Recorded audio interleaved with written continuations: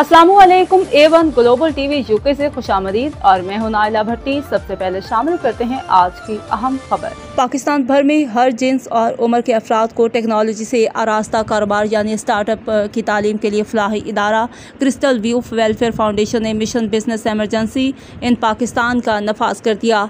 इस सिलसिला में ख़वातीन और कमसिन बच्चों ने स्टार्टअप आइडिया के मुकाबला में हिस्सा लिया।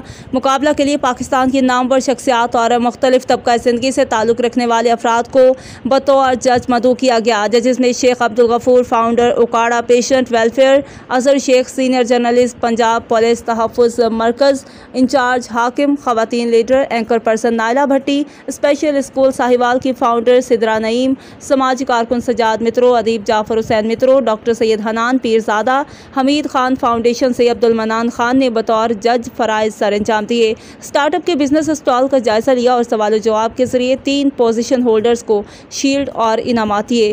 पहली पोजीशन इवेंट प्लोइंग सादिया मकबूल, दूसरी जन्नत कुकिंग की राहत और तीसरी पोजीशन ऑनलाइन सब्जी की फाउंडर अजरा बेगम ने हासिल की।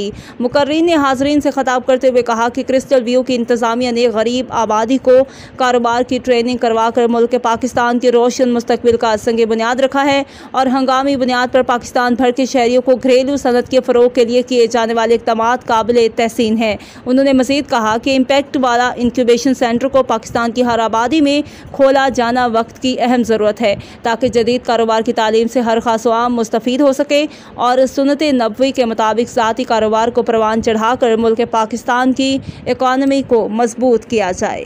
पाकिस्तान